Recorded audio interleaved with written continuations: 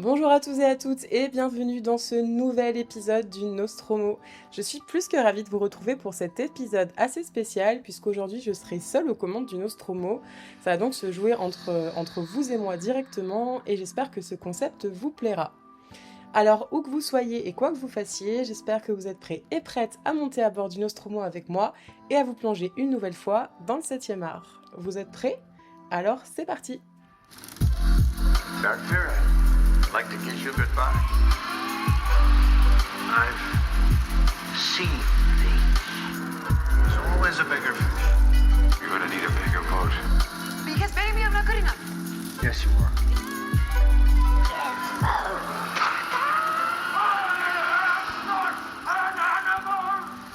I just love watching movies. Alors, aujourd'hui, j'avais tout simplement envie de vous partager des recos de films, de façon plutôt aléatoire. C'est, des films que j'ai vus, et qui m'ont, vraiment marqué pour de multiples raisons, que ce soit à travers, leur sous-texte ou, les messages sous-jacents, de par leur justesse, leur réal, leur créativité, leur rythme. Enfin bref, c'est vraiment une sélection de films que j'apprécie énormément et qui me restent à l'esprit et puis surtout, c'est des films que j'ai envie de vous faire découvrir et pourquoi pas redécouvrir. Donc évidemment, ce sera sans spoil. C'est juste des objets cinématographiques que je trouve très intéressants, et dont je vais parler avec quand même une pointe, vraiment une pointe d'analyse, surtout dans le but de vous donner envie. Et vous le verrez quand même, hein, tout au long de cet épisode, j'ai tenté de faire, une sélection plutôt éclectique pour, parler à tout le monde. Donc on restera pas sur un thème précis, ou une période précise. J'ai, essayé de faire une sélection, assez vaste et on va se concentrer sur 5 films. À la base, pour être honnête, je voulais faire un épisode, reco de 10 films, mais ça aurait fait un petit peu long parce que vous le verrez, j'essaie quand même d'aller un peu plus loin dans ce que je raconte. C'est pas regarder ce film, il est cool, bim, on passe à autre chose. J'ai quand même essayé de vous donner un petit peu des arguments et pour vous donner envie et pour pousser un petit peu le truc. Alors voilà, ça a été très compliqué de choisir parce que vous vous en doutez, quand j'ai commencé à faire ma sélection, j'ai 150 millions de films qui me sont venus à l'esprit, mais il y en a quand même qui sont un petit peu sortis du lot. En particulier un qui me reste à l'esprit depuis que je l'ai découvert en fin d'année 2023. Et je me suis dit qu'il fallait vraiment que j'ouvre le bal de cette sélection en vous parlant de science-fiction, qui est mon genre préféré. Donc, mon premier choix se porte sur l'étonnant et incroyable No One Will Save You de Brian De Field. Donc, c'est malheureusement un film qui est passé sous les radars en fin d'année 2023. Il est sorti sur la plateforme Disney+. Et pour moi, c'est vraiment un film qui mérite d'être vu. Il est extrêmement intéressant, aussi bien dans sa technique que dans son scénario, sa narration et son écriture.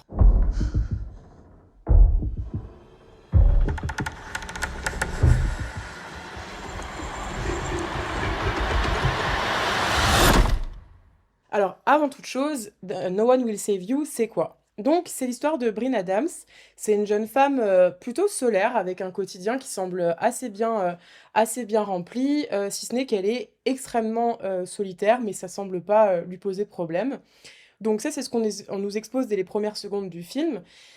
Et puis, bah, ça va basculer comme à chaque fois. Et une nuit, elle est réveillée par des bruits bizarres. Donc, on a l'impression qu'elle est en train de se faire cambrioler et qu'on va partir sur un home invasion. Mais on va se rendre compte très très rapidement que c'est pas un home invasion dû à une intrusion humaine, mais plutôt d'origine extraterrestre. Et là, ça devient super intéressant si, comme moi, vous adorez les films d'aliens. Alors, pourquoi j'ai choisi de vous parler de No One Will Save You? C'est parce que pour moi, ce film, il est vraiment à la croisée des chemins entre Signe, Cloverfield Lane, Nope, La Guerre des Mondes, A Quiet Place et Premier Contact. Vous l'aurez compris, ce film, c'est un peu une rencontre du troisième type. En fait, pour moi, No One Will Save You, c'est un thriller horrifique qui flirte avec des thématiques pardon, très profondes comme le deuil, la résilience, la reconstruction, la solitude et la force mentale. Et comme je le disais tout à l'heure, même si au premier abord on peut se dire ok c'est juste un simple home invasion basique, bah plus on avance dans le film, plus on se rend compte de la complexité de son écriture. Donc je m'explique. Sa force, c'est vraiment qu'il est super surprenant. Honnêtement, quand le film est sorti sur la plateforme, je sais que j'ai vu quelques extraits, j'ai vu quelques images passer par-ci par-là et je me suis dit: «Waouh, ça m'a vraiment pas spécialement donné envie». Et puis, quelques jours plus tard, j'ai vu un tweet de Guillermo del Toro qui validait complètement le projet et qui avait adoré. Et je me suis dit: «OK, si Guillermo del Toro lui-même valide, c'est que ça doit en valoir, la peine». Si je dis pas de bêtises, je crois même que Stephen King en avait parlé aussi. Je veux pas dire de bêtises, mais en tout cas, Guillermo del Toro, c'est sûr qu'il avait validé le truc. C'est un réal que j'adore, je lui fais vachement confiance, donc je me suis dit: «OK». Et c'est un pote à moi qui m'a confirmé qu'il fallait absolument que je le voie.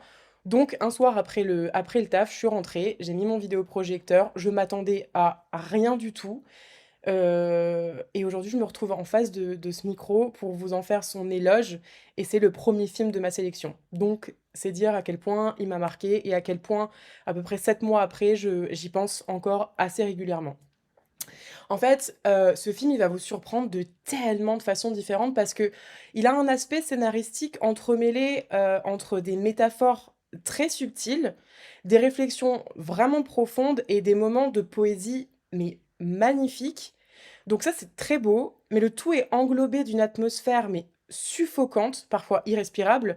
Et ça, c'est dès sa scène d'intro que j'ai trouvé dantesque. Honnêtement, je j'ai pas respiré, dès la scène d'introduction. Je me suis dit: «OK, OK, là, je suis embarquée dans un truc vraiment, vraiment très stylé» et je pense que si on se laisse emporter et qu'on se laisse convaincre, ça peut vraiment, vraiment, vraiment plaire. Donc on passe par un panel d'émotions super variées et ça le rend encore plus intéressant, surtout à analyser et à décrypter et j'ai envie de vous dire, comme très souvent, dans la science-fiction et d'ailleurs, on en parle de la science-fiction, on sait très souvent que les films de SF, ce qui est super intéressant à décrypter au-delà de des images et cetera, c'est, le sous-texte, enfin les sous-textes qui se veulent, quand même, très souvent hyper puissants, hyper parlant, pardon. Or ici, et c'est pas un spoil, c'est que on parle des traumas, des erreurs du passé, des lourdes conséquences que ça peut avoir sur notre propre vie d'adulte. Mais surtout, il y a quand même un thème que moi j'ai trouvé très, très, très, très, très important, c'est le pardon et avant tout l'importance de se pardonner, à soi-même et et du coup, in fine, on finit par se plonger dans les baskets de, Kaitlyn Dever, donc l'actrice principale. Je vous en parlerai un peu plus, après, mais vraiment, elle est époustouflante. Donc, c'est intéressant parce que on se laisse rattraper par notre propre réalité et ça nous renvoie à nos erreurs, à notre parcours et cetera. Donc en fait, c'est en ça que je trouve que c'est un film très intéressant parce que No One Will Save You, pour moi, c'est ce que j'aime appeler, un film miroir qui nous renvoie, finalement à nous-mêmes et nous-mêmes, soi-même, c'est la thématique principale, du film. Parce que je crois qu'en français, c'est «traquer», en anglais, encore une fois, c'est «No one will save you», donc personne ne te sauvera, littéralement, à part toi-même. Donc ça te renvoie à plusieurs choses, à plusieurs réflexions.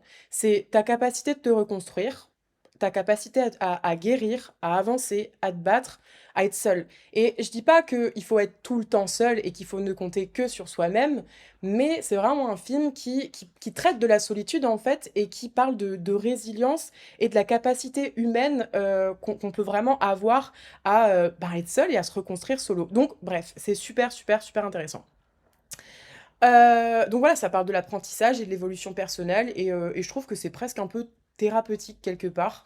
En tout cas, moi, ça m'a pas laissée, indifférente. Bref, je vais pas vous dire comment le film se termine, celles et ceux qui l'ont vu, savent. En tout cas, je le vois un peu comme un film à la Midsommar, une fin, pardon, à la Midsommar. On y voit soit une happy end, soit une fin, profondément triste. Personnellement, moi, je sais que j'ai vu une happy end, donc ça m'allait très bien, mais je peux tout à fait comprendre qu'on se dise: «Bah non, ça se finit super mal». Du coup, c'est super intéressant ce genre de film où on n'a pas du tout les mêmes théories, et les mêmes ressentis. Mais si je ne dis pas de bêtises, le réal lui-même, appuie le fait que ce soit une happy end. Donc voilà. Que dire d'autre sur ce film fantastique sans trop vous en dévoiler? Oui, je voulais aussi, parler du fait que c'est vraiment une expérience sensorielle assez hors du commun et j'entends par là que c'est No One Will Save You, c'est un exercice de style parce qu'en fait, c'est un film quasi muet. Alors je sais que les films quasi muets ça ou totalement muets d'ailleurs, ça peut un peu faire fuir, si c'est pas très bien fait. Là, je vous assure que c'est vraiment super, super, super bien ficelé parce qu'en fait, tout se joue autour de 2 choses, donc les silences et le jeu d'actrice de Kaitlyn Dever. Je vous avais dit que j'allais vous en reparler. Là, vraiment, il y a de quoi dire.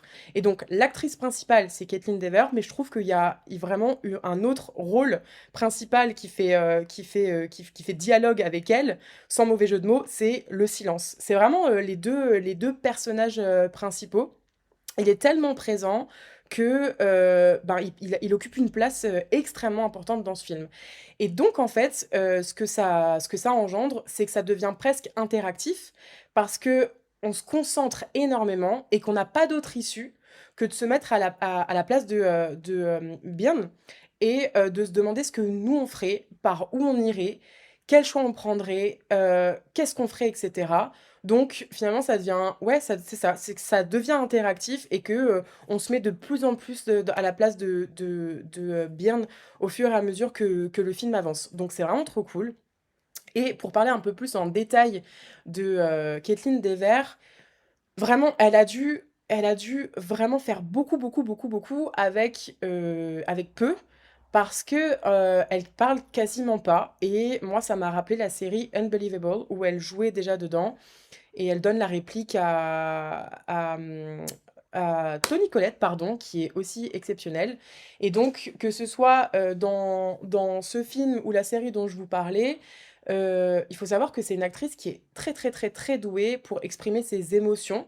Donc, tout un panel d'émotions, hein, la peur, la tristesse, la colère, la souffrance physique ou mentale, émotionnelle, tout ce que vous voulez, le soulagement, la joie, enfin bref, tout se retranscrit à travers ses yeux, son faciès et les expressions de son visage. Elle est très, très, très, très expressive et donc et aussi par tous les sons qu'elle va pouvoir, émettre. Donc ça va être son souffle, des grognements, des hurlements, des larmes, des cris, enfin bref, tout passe par là et je pense sincèrement que c'est une actrice qui va aller très, très loin et je lui souhaite d'avoir des rôles, un peu plus importants pour la suite de sa carrière parce que j'ai vraiment hâte de la suivre. En tout cas, moi, là, elle m'a vraiment bluffée. Donc voilà, et puis finalement, donc je vais pas spoiler, mais il y a quelques paroles qui sont prononcées et qui ont, une symbolique, assez titanesque et capitale, dans le déroulé du film. Donc voilà, c'est vraiment, vraiment, vraiment à voir et je crois qu'il faudrait que je m'arrête de parler de ce film parce que sinon je vais trop vous en dire. Là, le but, c'est de vous convaincre de le regarder. Que vous aimez ou pas, il faut vraiment, vraiment le voir parce que, bah, c'est une expérience. Surtout au niveau du sound design aussi, vous verrez que si c'est un film silencieux, le sound design, lui, il a aussi une importance capitale dans le film. C'est vraiment une ambiance extrêmement lourde. Donc, si vous avez la capacité de vous plonger le soir dans le noir, d'éteindre toutes les lumières, fermer tous les volets et vous plonger dans ce film, c'est assez exceptionnel quand même comme expérience. Et voilà, donc gros coup de cœur pour ma part. Et il est dispo sur Disney+, donc foncez sans plus tarder parce que c'est vraiment un énorme coup de cœur. Exercice très compliqué quand même de faire cette sélection et de parler que quelques minutes d'un film. Donc on va enchaîner et on va maintenant passer au deuxième film de ma sélection et cette fois on part en Allemagne et plus particulièrement à Berlin, parce que je vais vous parler de Victoria. Alors c'est une production allemande réalisée par Sebastian Schipper et qui est sortie en 2015. Donc personnellement, c'est un film que j'ai découvert il y a quelques années maintenant, et pourtant, au vu de tous les films que je regarde, eh ben, je garde un souvenir intact de Victoria, en particulier pour deux raisons. Donc un, sa réalisation, et deux, la montée en puissance et en tension qui parcourt absolument tout le film.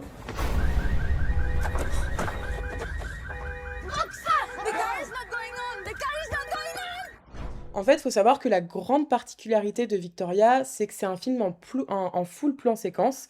C'est-à-dire qu'en fait, la caméra, elle s'arrête jamais de tourner, que toute l'action se déroule en une seule prise de vue. Donc là, vraiment, il faut s'imaginer que c'est un film de 2h20, sans qu'il y ait aucun cut à aucun moment du début à la fin. Je sais pas si vous vous rendez compte de l'exercice, pardon, monstrueux, que ça demande et de la précision folle que c'est pour toute l'équipe du film. Enfin, moi, je trouve ça assez passionnant et fantastique et puis c'est tourné en plein Berlin de nuit. Donc c'est assez fou parce que j'ai entendu dire que, c'était assez compliqué pour l'équipe, pour toute l'équipe en fait parce que, bah, en pleine nuit, à Berlin, il y a apparemment eu, des Berlinois qui sortaient de soirée, qui foutaient un bordel monstrueux dans les rues d'à côté donc ça doit être assez compliqué et les gens sur le tournage et toute l'équipe et cetera et ben, des personnes à côté qui foutent un dawa pas possible donc voilà, rien que pour l'exercice de style et que ça représente, je trouve que c'est un film à découvrir. Alors, Victoria, c'est quoi?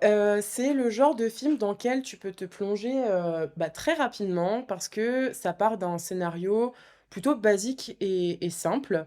En fait, c'est l'histoire de Victoria. C'est une Espagnole qui vient d'arriver à Berlin et qui cherche encore un peu ses marques, dans la ville. Donc on la suit, elle est en boîte, elle va sortir, de soirée et là, elle va rencontrer un groupe, pardon, de Berlinois, en particulier un homme. Alors c'est qu'un groupe d'hommes, hein, c'est que des hommes et il y en a un avec qui elle va plutôt bien accrocher, Son. Donc finalement, elle va prendre le parti de les suivre, dans une petite virée, nocturne et là, bah, tu te doutes bien encore une fois que tout va déraper. Donc je vais essayer de pas trop vous en dire. Le but, encore une fois, c'est que vous ayez la surprise. Mais en tout cas, sachez une chose, c'est que le film ne vous emmène jamais à l'endroit où vous pensez qu'il va vous amener. Et ça, c'est quand même très, très, très, très, très cool. Aussi, là, je vais vous donner mon avis en tant que femme. C'est super intéressant parce que dès le début, tu te fais 150 000 théories sur ce qui va se passer. Parce que bah, tu te mets à la place de cette jeune femme qui sort de soirée, qui rencontre un groupe de mecs et elle va les suivre. Donc en fait, tu dis, bah évidemment, il va se passer quelque chose, mais qu'est-ce qui va se passer? Tu sais que ça va partir en cacahuète, donc tu suis le truc avec attention. Et bah, tu es d'ores et déjà en totale tension. Donc ça, c'est très, très cool parce que tu t'imprègnes très rapidement de l'histoire et tu te retrouves en alerte. En fait, plus les minutes défilent, plus tu es en alerte et en tension.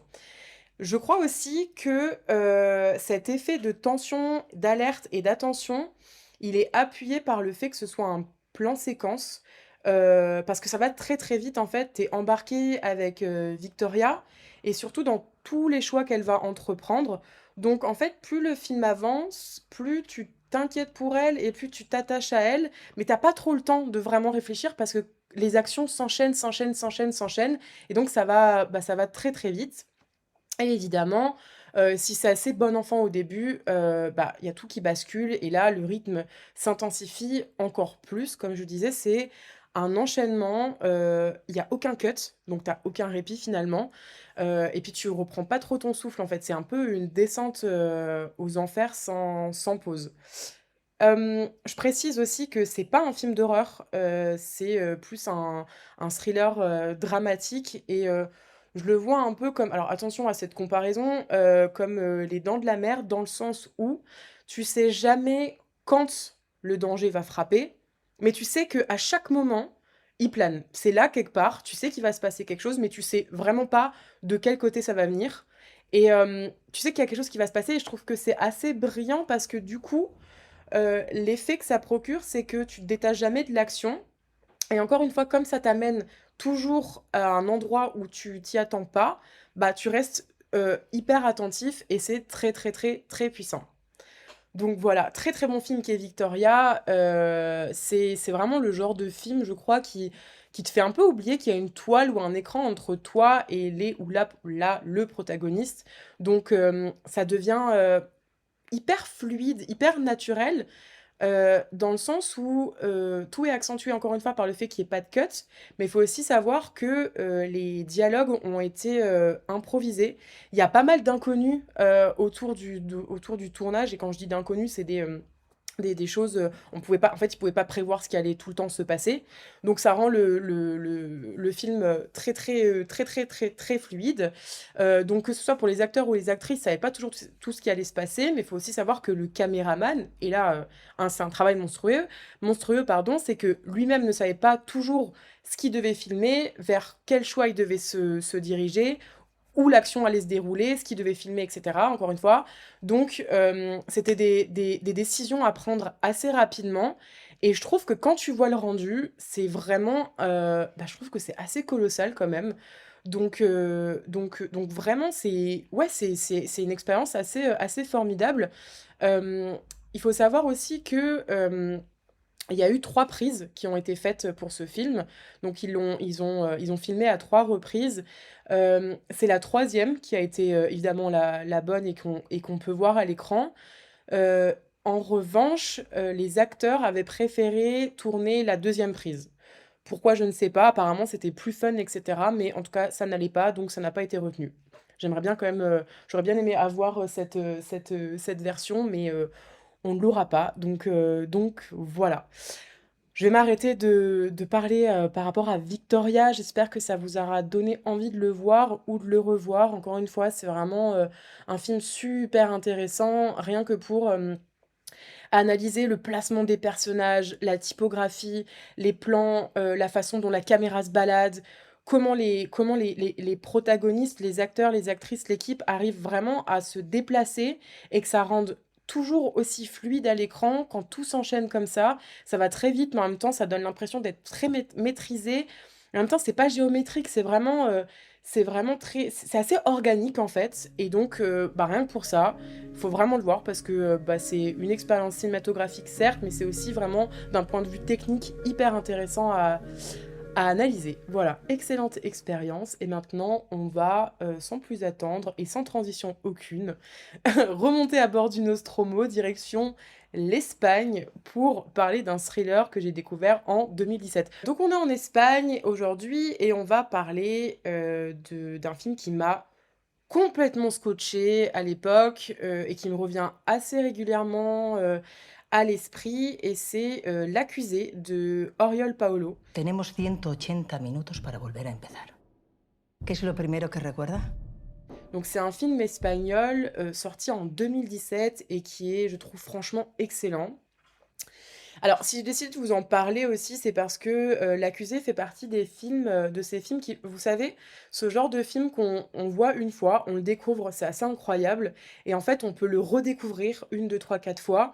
On va toujours, il va y avoir une autre dimension qui va se créer parce que lorsque tu sais ce qui se passe ou ce qui va se passer, le dénouement, le twist et cetera, ça prend vraiment une autre tournure et c'est un peu comme Prisoners de Denis Villeneuve finalement. Il y a une double, voire triple lecture et je trouve ça hyper intéressant, à voir et à revoir, à décrypter et à analyser. Donc voilà. Attention aussi sur le fait que alors pour moi, L'accusé, c'est un film qui est assez imparfait, surtout dans sa structure narrative. C'est un peu parfois trop poussé, voire un peu brut et un peu invraisemblable.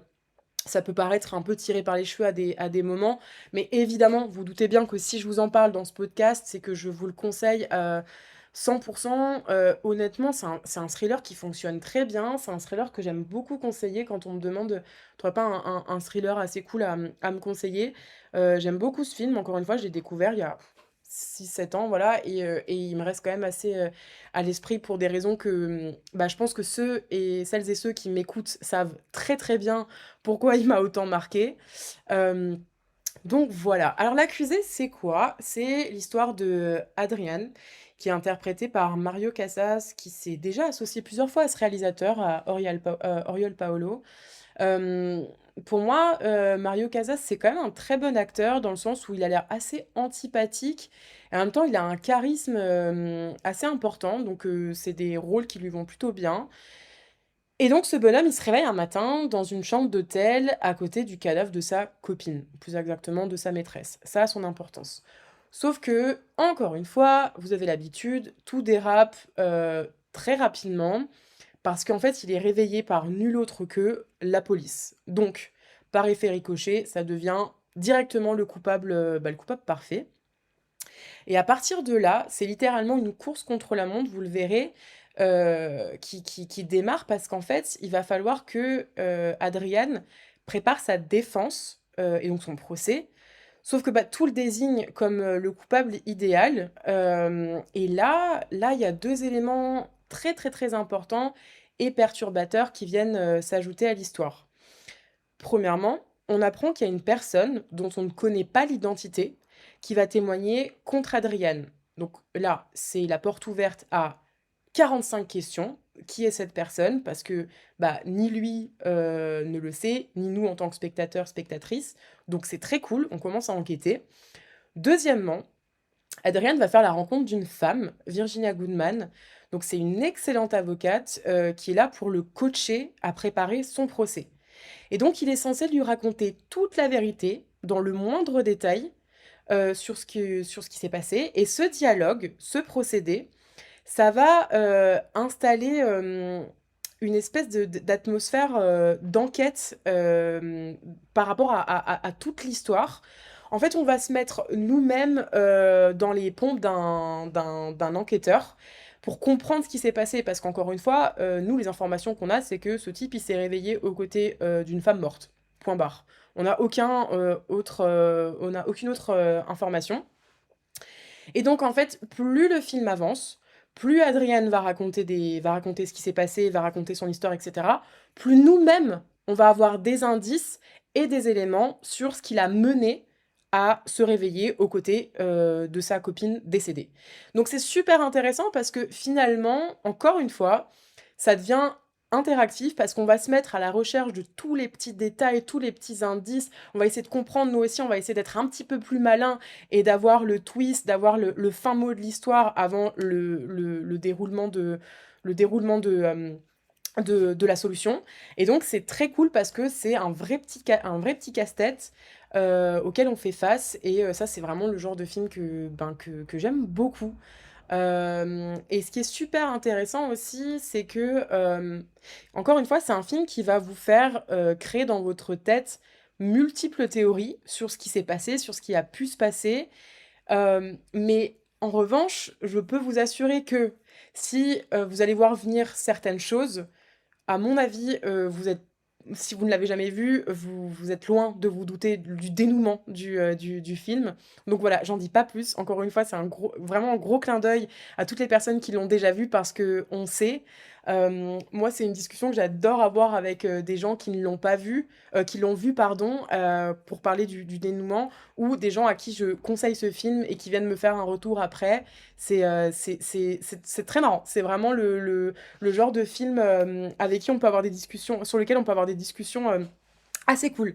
Donc voilà, encore une fois, moi, c'est un film que j'ai découvert il y a quelques années et pourtant, j'arrive très, très, très, très bien à me replonger au moment T où je l'ai découvert. Je revois exactement cette journée. La première fois que j'ai été... en fait, j'ai été complètement happée par ces scènes d'échange entre Adrian et son avocate, qui, on va se le dire, elle y va pas du tout mollo avec lui. Elle va repousser Adrian dans ses derniers retranchements. Et finalement, bah nous aussi, on a envie qu'ils disent les choses en fait, parce que on sent très bien qu'il dit pas tout. Nous, on a que des brides d'éléments et on sait jamais. Est-ce qu'il est en train de mentir? Est-ce qu'il est en train d'ajouter des choses? Est-ce qu'il est en train de falsifier un petit peu son récit? Qu'est-ce qui nous manque en fait pour aller au dénouement de cette histoire? Donc, ouais, c'est vraiment, vraiment très cool.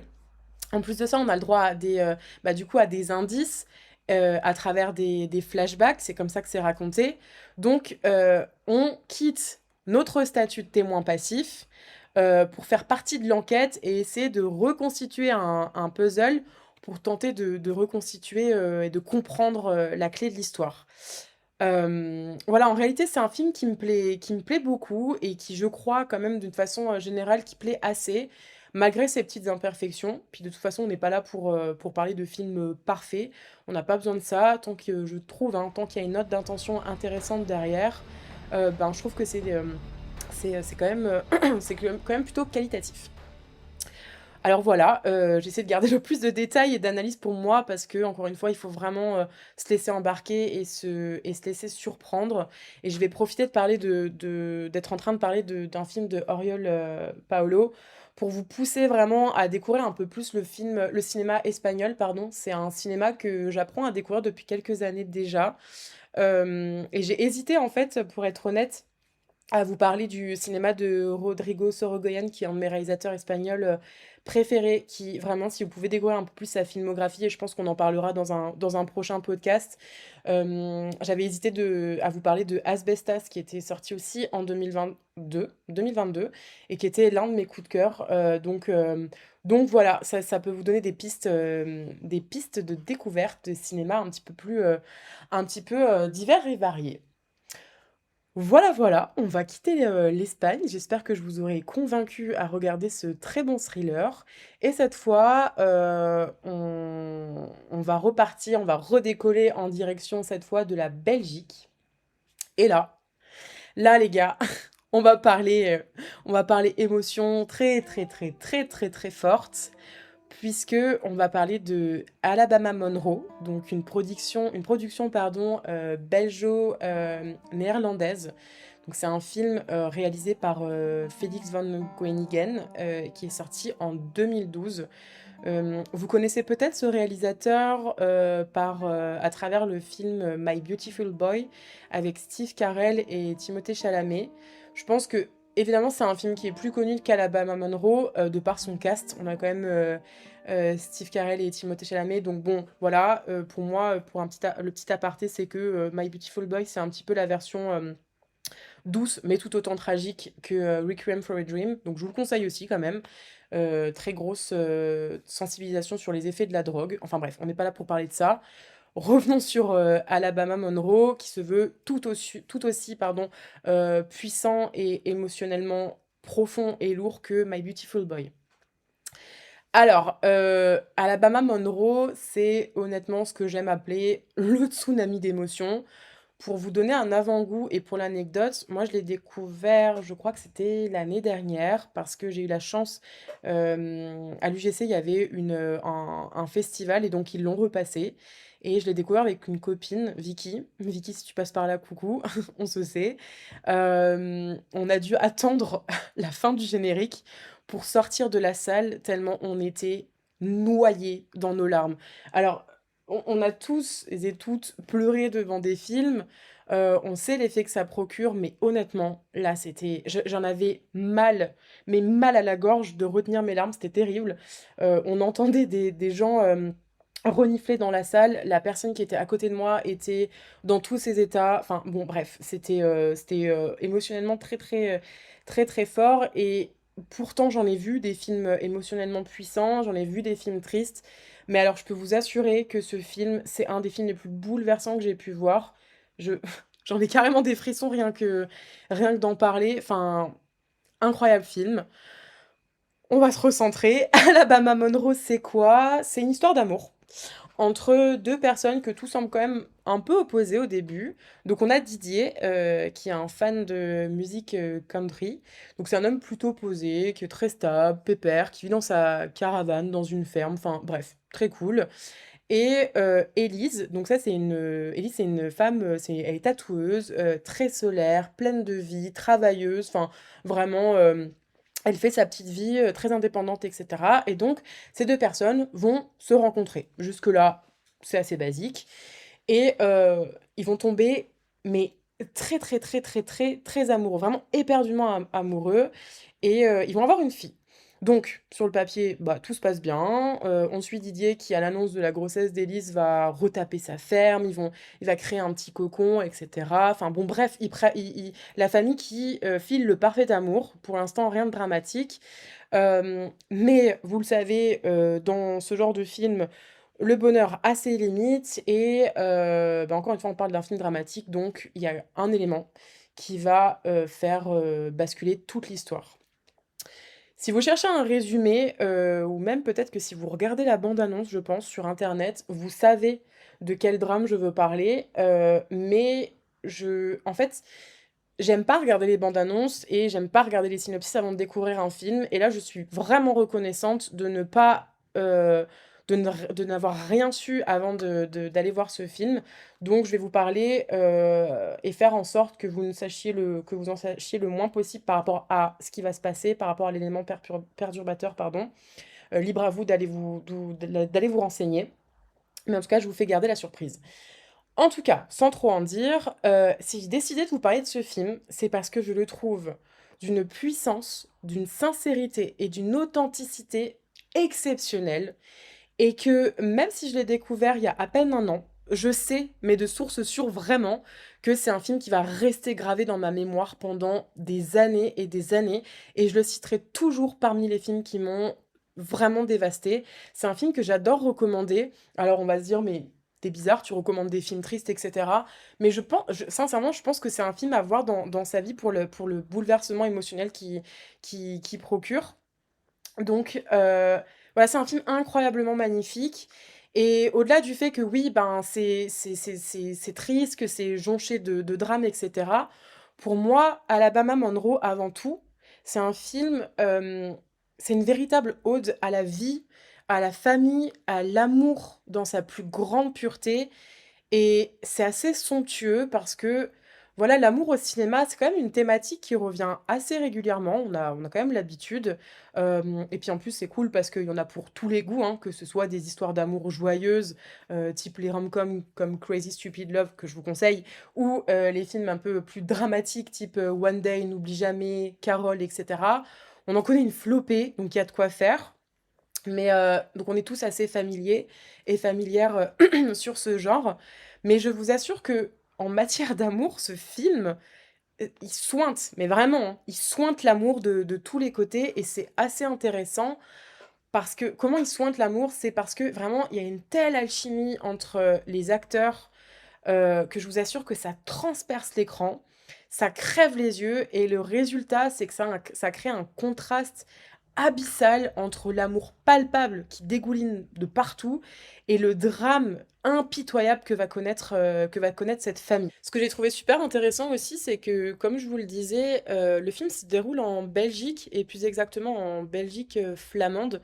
Mais en fait, vous allez vraiment avoir l'impression d'être au fin fond des États-Unis et ça crée une espèce de dichotomie riche et intéressante et je crois vraiment que ce sentiment, il est appuyé par, la bande originale qui accompagne tout le film, en fait.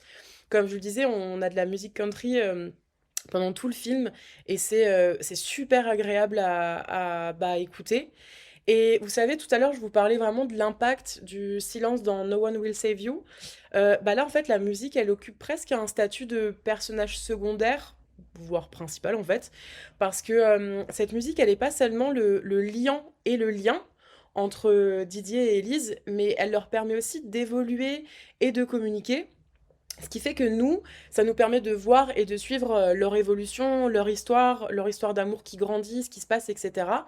Donc c'est assez brillant et je le comparerais presque un peu à La La Land dans le sens où chaque musique a sa signification, chaque mélodie, chaque parole, chaque ambiance sonore exprime vraiment, des émotions, des états, des situations différentes et cetera et du coup, la musique raconte vraiment une histoire, autant que ce que les personnages nous racontent. Donc c'est vraiment très puissant et puis de toute façon, à la fin du film, je pense que vous allez avoir le réflexe d'écouter la BO en boucle, donc c'est vraiment un double plaisir.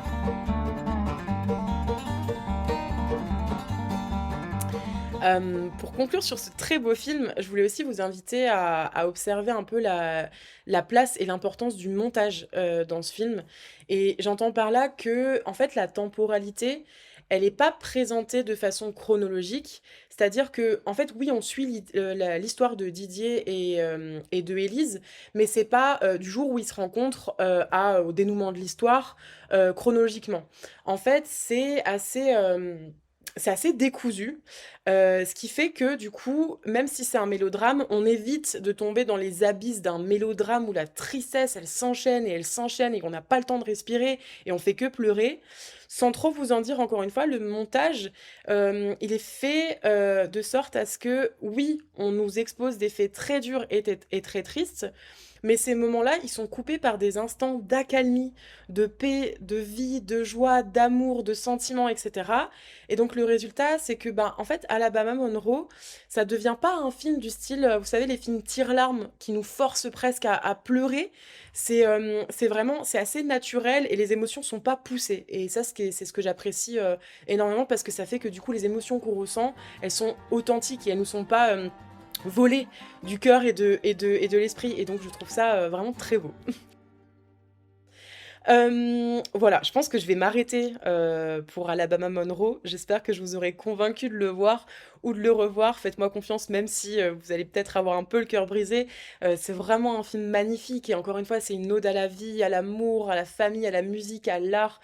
Enfin, c'est vraiment très intimiste. Vous allez peut-être probablement avoir l'impression, bah, de faire partie de cette famille pendant presque 2 heures. Mais encore une fois, attention à votre petit cœur et préparez les mouchoirs parce que c'est assez intense. Et voilà, ce film est disponible sur Canal+. Donc, bah, n'hésitez pas à le regarder et à me faire de vos retours. Je serais très curieuse de voir comment vous avez vécu cette expérience. Bon, on va maintenant passer à un tout autre registre et on va revenir aux États-Unis, puisqu'on va passer au cinquième et dernier film de ma sélection. Et on va s'intéresser de près à un sujet qui se trouve être au cœur de l'actualité depuis quelques années et beaucoup, beaucoup en ce moment. C'est un sujet qui me tient particulièrement à cœur et dont je ne pense qu'il ne faudrait jamais cesser de parler. On va parler du mouvement MeToo puisque, je vais, parler de She Said, sorti en 2022. Donc c'est un film réalisé par, Maria Schrader, et scénarisé par, Rebecca, Lenkiewicz. Why is sexual harassment so pervasive and so hard to address? Let's interrogate the whole system. Par où commencer? Parce qu'il y a beaucoup de choses à dire. Bon, tout d'abord, j'ai quand même envie de dire que She Said, pour moi, c'est un film vraiment important. Je pense que ce film aurait dû faire plus de bruit à sa sortie parce que, bah, en fait, c'est un film qui raconte, c'est un film qui dénonce et c'est un film qui expose.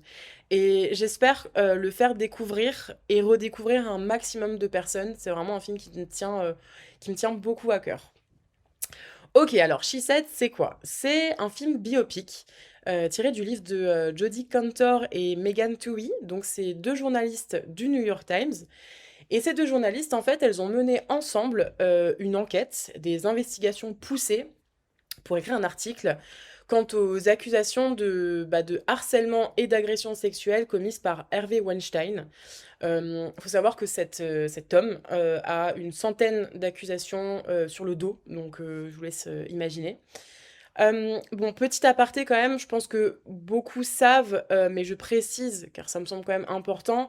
Harvey Weinstein, c'est un producteur américain. Il est très célèbre et malheureusement bien trop puissant dans cette, industrie. Il a fondé la société, de production Miramax et la Weinstein Company avec son frère et bah, c'est sûr et certain, hein, que même si vous regardez pas beaucoup de films, c'est sûr à 1000 que vous avez, au moins vu, 1 voire un bon gros nombre de films, produits par, ces boîtes de prod. Mais bah, avant tout, c'est un immense agresseur sexuel et un prédateur qui faisait tout simplement, ben, la pluie et le beau temps à Hollywood et cet homme a détruit des centaines de vies et des centaines de femmes. Enfin bref, on va revenir aux femmes qui ont contribué à cet immense changement dans le monde du cinéma, parce que c'est pour parler de ces héroïnes que je suis là et que j'ai choisi de vous parler de ce film. Donc, She Said, c'est comme je le disais, c'est un biopic, et ce biopic, il met en lumière un panel d'éléments importants. Il y a vraiment beaucoup de choses à dire. On pourrait passer des heures à évoquer la subtilité de certains messages, notamment à travers les dialogues, ce que les femmes se racontent entre elles, etc. Mais bah, on va se focus quand même sur 2 axes principaux qui me semblent vraiment très importants. Donc premièrement, comme je le disais, le film il porte sur le travail d'investigation colossal de ces 2 journalistes, donc Megan et Jodie, qui bah, ont mis en lumière un des plus gros scandales, hein, on va se le dire, de notre génération, et qui est également à l'origine du mouvement qu'on connaît toutes et tous, c'est le mouvement MeToo. Et par conséquent, bah, en fait, cette investigation, elle a mené, je pense, à un nouveau mouvement féministe d'une très grande ampleur, d'une ampleur internationale, en fait. Et puis deuxièmement, ce film, il repose sur les témoignages des victimes et des survivantes de ce prédateur qui a tenté et même ben, réussi hein, à imposer cette omerta. Donc j'entends par là la loi du silence sur, sur toutes ces femmes pendant des dizaines d'années. Le pouvoir de She Said, c'est qu'il laisse vraiment l'espace et la parole à toutes ces femmes courageuses qui ont osé briser un silence insoutenable. He kept trying to touch me. I asked him to leave me alone. Mais c'est aussi un hommage, donc d'une part à ces femmes qui ont parlé, mais c'est aussi un hommage à toutes celles qui n'ont pas pu parler pour des raisons qui leur sont complètement propres et qu'on va même pas chercher à comprendre. Donc voilà, alors on va vraiment suivre l'origin story de cette investigation. Pourquoi elles ont commencé à enquêter, comment, donc ça je vous laisse vraiment le découvrir. Mais aussi le déroulé et toutes les embûches qu'elles ont rencontrées bah, pendant, si je dis pas de bêtises, 1 an et demi. Donc ça a duré 1 an et demi cette investigation. Et bah, par exemple, comme elles ont reçu des menaces de mort, elles s'attaquaient quand même à un gros poisson, entre guillemets, donc évidemment qu'il allait avoir des retours derrière, malheureusement. Donc voilà, on suit tout ça jusqu'au moment T, jusqu'à la publication hein, de cet article. Et donc en fait, c'est super passionnant de suivre ces deux journalistes en pleine recherche et puis en plein travail. Si on aime bien un peu le milieu journalistique, investigation, etc., c'est vraiment passionnant. Et très important, ces deux journalistes sont interprétés par Zoé Kazan et Karim Ligan, que j'aime énormément. Et petit spoiler, je vous en parlerai assez prochainement dans un autre podcast que je prépare. Enfin bref, elles sont exceptionnelles et elles sont d'une immense justesse. Et d'ailleurs, pour parler justesse, il faut savoir que ces actrices, elles ont vraiment, pendant le tournage, collaboré avec les deux vrais journalistes pour se rapprocher vraiment au mieux de leur personnage, pour rendre vraiment le tout hyper authentique, très réaliste. Et du coup, ben, en fait, c'est au-delà de l'aspect enquête et investigation.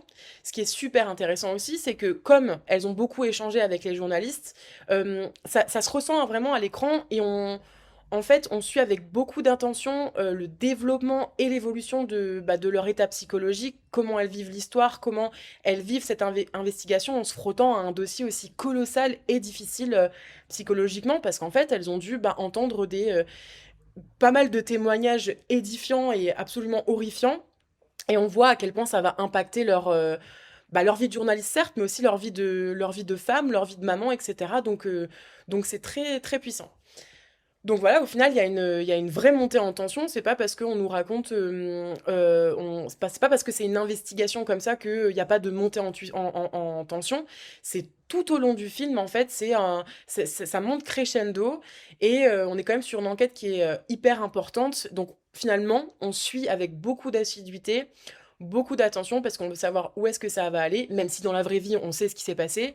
Et en plus de ça, on s'attache vraiment beaucoup, je trouve, à ces deux femmes au fur et à mesure que le récit avance.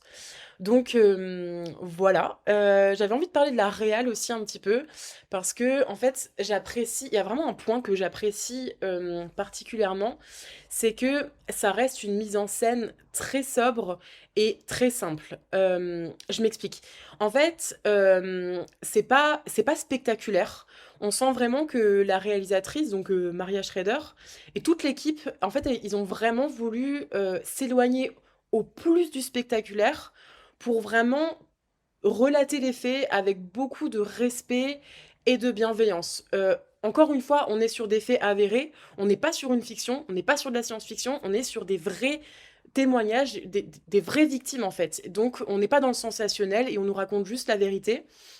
Et parfois, la réal peut faire en sorte que on a l'impression d'avoir un film spectaculaire en face de nous. Non, là ça reste très sobre et c'est ce que j'apprécie. Et même si c'est très sobre, on rentre complètement dans le récit. Donc voilà, c'était un point important à évoquer en matière de réalisation. En fait, on est témoin finalement parce que si vous voulez, la caméra, elle est souvent posée et on a juste à observer et à écouter ce qui nous est raconté. Et donc finalement, tout se joue autour des émotions et pour capter les émotions, on a pas mal de gros plans sur, les différents protagonistes. On a aussi des témoignages, évidemment, de l'écoute aussi et surtout, il y a une place assez importante, encore une fois, pour, les silences. Parce que je crois que ce film, il met vraiment en valeur cette expression qui dit que, un silence vaut parfois 1000 mots et c'est exactement ça. En fait, à travers les silences, on va vraiment ressentir, la souffrance, le doute et cetera d'un panel assez différent de personnages, donc vous le verrez et voilà, c'est hyper intéressant à décrypter. Et puis en plus de ça, pour moi, She Said, vraiment, il se rapproche presque du film documentaire parce que, bah, alors comme je vous le disais, c'est un film biopic. Ça, c'est un fait. Mais là, en fait, la frontière entre la fiction et la réalité, elle est assez mince parce que déjà, on nous expose des vrais témoignages, des vrais noms, des vrais prénoms, des vrais récits d'actrices.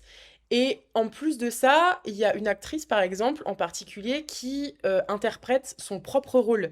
Et c'est Ashley Judd.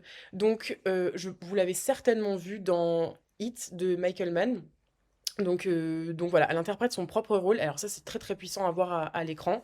Et elle a une importance capitale donc, dans le film évidemment, mais aussi elle a eu une importance capitale dans la vraie vie. Parce qu'en fait, son témoignage et le courage dont elle a fait preuve a poussé, aidé d'autres femmes à en faire de même. Donc elle a eu un peu un effet domino si vous voulez.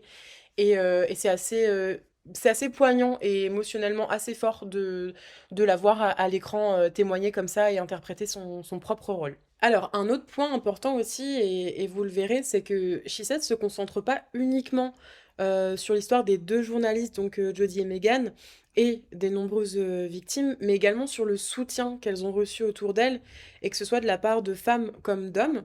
Donc, évidemment, le soutien lié au travail, donc à la rédaction du New York Times, mais aussi le soutien moral, le soutien psychologique et le soutien émotionnel, que ce soit de la part de leurs collègues, de leur famille, de leurs mariés, etc. Et donc, c'est vraiment un pan intéressant de l'histoire, qui prend pas énormément de place non plus, mais c'est un pan de cette histoire qui est intéressant à suivre en réalité parce que ça les humanise encore plus, et c'est ce qui fait qu'on s'attache encore plus à ces personnages et à leur développement tout au long de cette histoire. Voilà. Je voulais aussi vous parler de quelque chose maintenant qui est pas directement lié, qui est pas directement dans le film, mais qui est justement intimement lié à l'histoire de Meghan et Jodie. Et j'espère que ça vous donnera peut-être encore plus envie de découvrir cette histoire et de découvrir ce film. Donc, il faut savoir que grâce à ce travail colossal qu'a été l'enquête de Meghan et Jodie, et même s'il y a encore énormément de progrès à faire et que l'industrie du cinéma reste toujours terriblement et profondément patriarcale, il y a eu quelques améliorations, si je peux dire, quelques progrès et quelques process. Bon, déjà, je vous apprends rien, il y a eu le mouvement MeToo, la naissance du mouvement MeToo. Finalement, quelque part, grâce à ces femmes, grâce à toutes ces femmes, les langues ont commencé à se délier. Les femmes ont commencé à oser parler, oser briser le silence et oser témoigner. Et ça, c'était partout dans le monde, et pas simplement dans l'industrie du cinéma. Et justement, au niveau de l'industrie cinématographique en elle-même, il y a quand même eu quelques impacts, notamment la naissance d'un métier. Alors, je dis la naissance, mais c'est un métier qui existait déjà un peu avant le mouvement MeToo, mais qui a vraiment accéléré et qui s'est vraiment développé à la suite de cette affaire, justement. Et ce métier, c'est le métier de coordinateur ou coordinatrice d'intimité. En fait, en quoi consiste ce métier? C'est une personne qui est là, sur les lieux de tournage, pour s'assurer vraiment du bien-être des actrices et des acteurs pendant les scènes de sexe, pendant les scènes d'intimité. Donc voilà, c'était quand même important de parler de ça. Il y a encore clairement beaucoup, beaucoup, beaucoup de travail et de combat devant nous, mais on peut quand même dire qu'elles ont commencé à changer à changer le monde, quelque part et en fait, finalement, ce film en témoigne parce que, bah, sans leur travail, il y aurait pas ce film et pour en avoir discuté avec, certaines personnes, je sais que ce film, ça a été un peu une porte, vers, une acquisition de connaissances quant à cette affaire, quant au mouvement MeToo, quant à l'affaire, Harvey Weinstein et à tant d'autres affaires. Donc heu, donc voilà, c'est un film, qui est juste un en fait, témoin de l'importance capitale de leur travail. Donc voilà.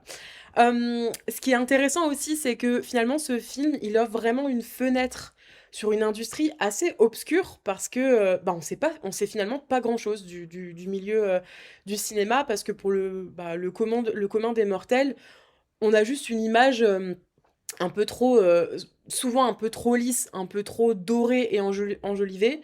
Et du coup, bah, parfois ça nous fait même rêver et là on revient quand même, on redescend un peu sur terre et on nous ouvre clairement la porte en fait sur le côté obscur de l'industrie du cinéma, pas seulement hollywoodienne et donc je trouve que c'est hyper important quand même de savoir, dans quel monde cinématographique pardon, on vit et on se trouve. Et puis en plus, si vous suivez l'actu du cinéma, français depuis quelque temps, depuis quelques semaines, bah, vous savez très bien, de quoi et de qui je veux parler. Donc voilà, c'est très important, je pense, de montrer, cette version-là du cinéma. Donc voilà, je pense que c'est encore une fois un film important et c'est essentiel de s'informer par n'importe quel moyen et encore une fois, je pense que She Said peut être une belle porte d'entrée. Voilà, c'est pour moi un film, qui est, un pas de plus vers la fin de l'omerta. Donc en fait, qu'il s'agisse de dénoncer des comportements dans l'industrie, mais aussi dans toute la globalité de notre société, en fait. Voilà, je crois que je pourrais honnêtement, je pourrais encore en parler pendant un petit moment parce que j'ai encore beaucoup, beaucoup, beaucoup de choses à dire. J'ai quelques notes avec moi et j'ai encore pas mal de points que j'aimerais évoquer, mais je pense que ça va faire trop long. Encore une fois, j'espère que je vous aurai convaincu de découvrir ce film.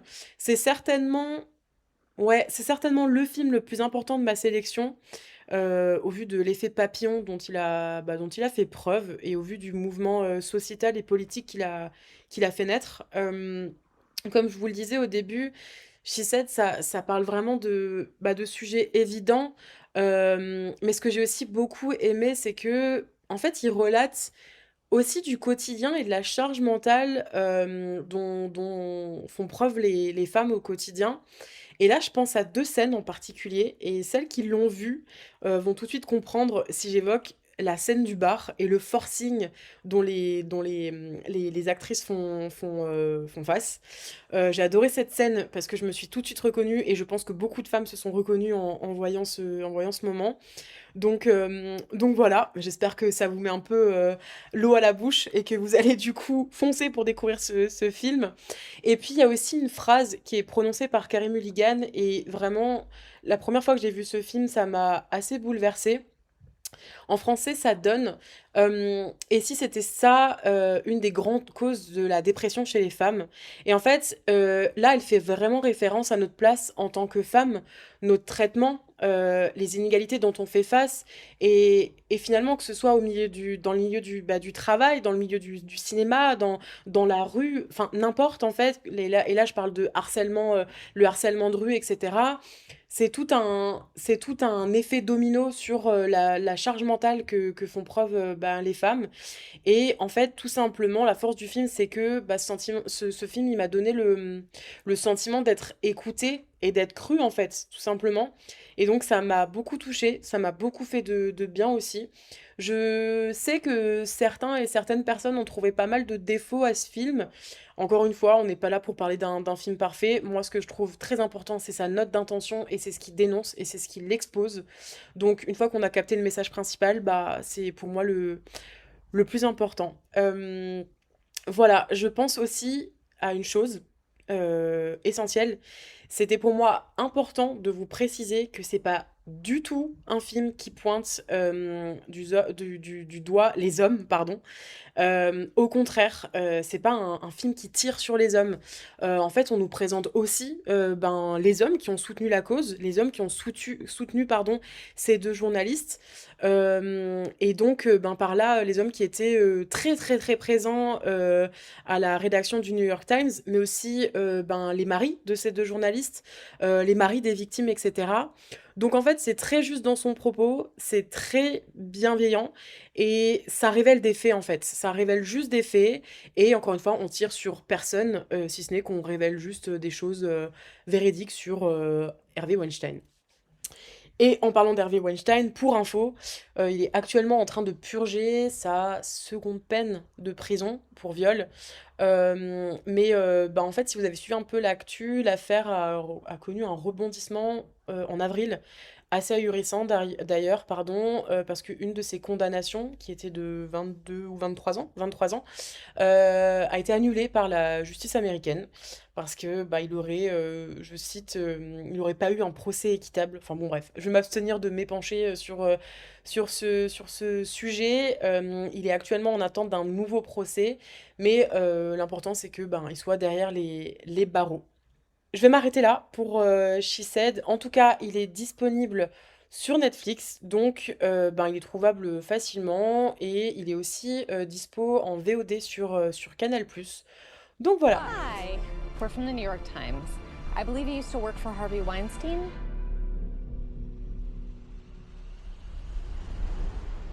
On arrive doucement à la fin de cet épisode. J'espère que ça vous aura plu. J'espère vous avoir convaincu de voir ou de revoir les films qui ont été évoqués. En tout cas, c'est un format que j'ai adoré faire, même si c'est vraiment compliqué de se limiter dans tout ce que j'aimerais vous dire. Déjà, c'était compliqué de se limiter dans le choix de mes films, mais vraiment, c'était très très très compliqué quand je prenais mes notes de pas aller trop loin. Voilà, j'ai encore beaucoup de films en tête dont j'aimerais vous parler, beaucoup de thématiques que j'aimerais aborder, et sans doute sur ce format-là. Et donc, c'est peut-être quelque chose qui reviendra à l'avenir si ça vous plaît aussi. En tout cas, ça me ferait super plaisir d'avoir vos retours si vous découvrez ou redécouvrez certains de ces films. Donc n'hésitez pas à me partager vos impressions sur Twitter, ça donne toujours des échanges hyper riches et intéressants. Et puis finalement c'est ça aussi la magie du cinéma, c'est que ça laisse toujours la porte ouverte à des discussions passionnées et passionnantes et vraiment j'adore ça. Mais maintenant, en attendant de remonter ensemble dans le Nostromo, je vais juste vous remercier de m'avoir écouté jusqu'ici et je vais juste vous dire à très bientôt pour un nouvel épisode. Salut!